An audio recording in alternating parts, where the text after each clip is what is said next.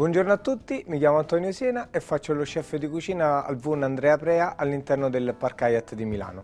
Oggi vi presenterò un grande classico della cucina italiana, il fegato alla veneziana, in due versioni, una moderna e una tradizionale.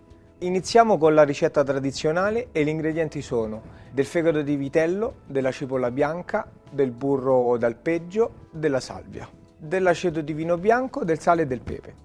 Procediamo con la ricetta rosolando in una padella della cipolla facendola appassire molto dolcemente. Aggiungiamo il sale e il pepe, del burro e la fogliolina di salvia. Appena appassita la cipolla la traversiamo in un altro recipiente. Nella stessa padella andremo a rosolare il nostro fegato di vitello.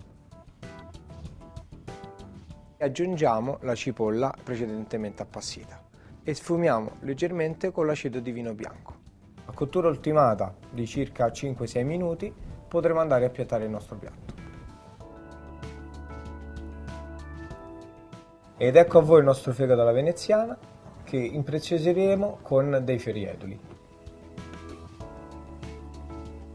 E adesso andiamo a interpretare la nostra versione moderna servita al nostro ristorante. Per la preparazione bisogna prendere il nostro fegato, frullarlo con della panna, del burro e del marsala caldo nel quale avremo sciolto una foglia di colla di pesce.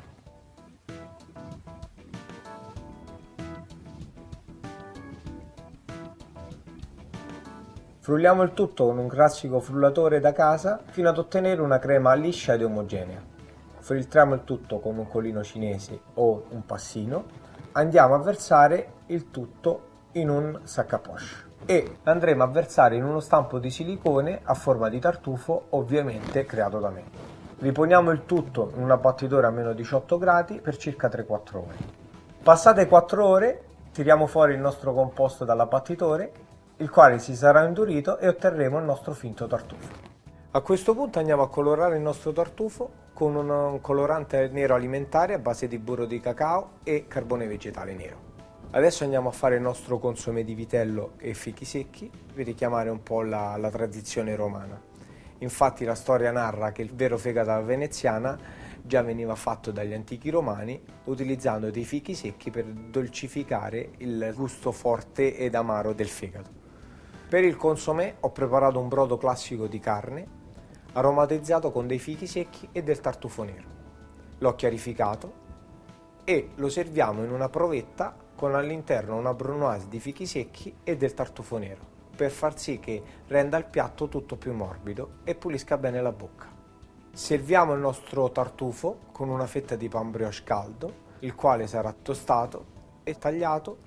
Andiamo a servire il nostro finto fegato alla veneziana in diversi piattini. In uno metteremo il pane caldo, in un altro metteremo il nostro tartufo con un caramello di cipolla leggermente salato acidulo.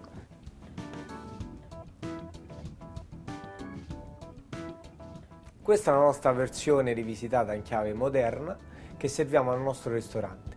Questa ricetta a me è molto cara perché è stata una delle prime ricette che ho imparato a cucinare sotto la guida della mia cara nonna. Auguro a tutti un buon appetito e una buona giornata. Bella, raga!